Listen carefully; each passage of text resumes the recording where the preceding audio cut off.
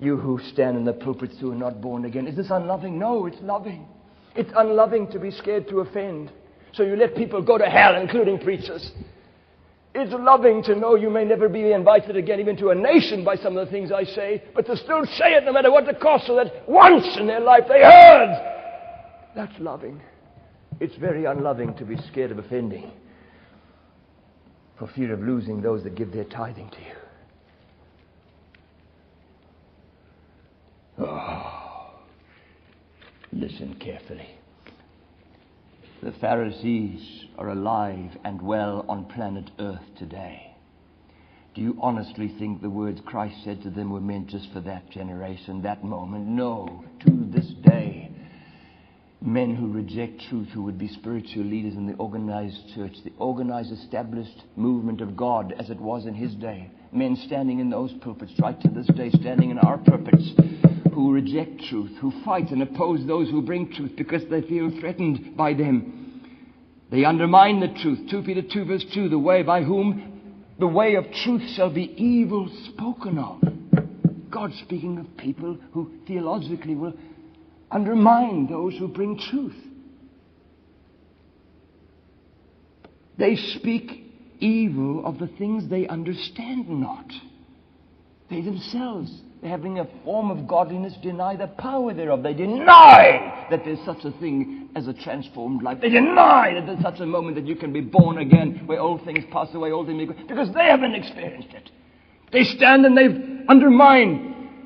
Oh, these be they who separate themselves, having not the Spirit, capital S. God says. Do you think God warned us of such people? Beware of false prophets. Oh, beware of them.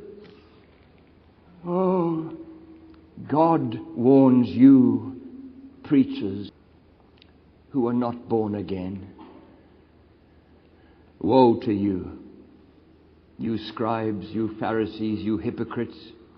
For ye shut up the kingdom of heaven against men. For ye neither go in yourselves, neither suffer ye them that are entering to go in. You do everything you do to stop people from accepting this message they haven't heard from you. You don't go in yourself, and you'll stop everyone you can who's under your influence from listening to this outside message of the new birth. You'll oppose people. You'll stop people from seeking God. You're becoming such an enemy of God. And you think you're doing the work of... You have to. If you stay in the pulpit long enough. There's no such a thing as staying in the pulpit long enough and not becoming conscious. You're fighting something that's in the Bible that you haven't experienced.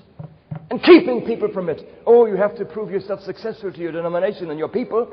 So you want those chairs full, don't you? You want that church to be blowing over and another little war taken out, but you're not preaching truth. What you won't do, oh, you Pharisee hypocrites, you compass land and sea to make one proselyte. When he's made, you make him twofold more a child of hell than yourselves. You're not worried about his soul. You're worried about his presence and his money. And the numbers that you can be proved a success. For what? For what? What are you doing for them? If you're denying the truth and keeping them from the truth, and you know you are. You know you are. Oh. While they promise them liberty, they themselves are the servants of corruption. Who do you think God is speaking all these words to? To men who preach, who stand up and want to spread the word, who themselves are going to hell, who themselves have never experienced the new birth. The sower must be saved, and most on earth who are preaching are not saved. Don't doubt it.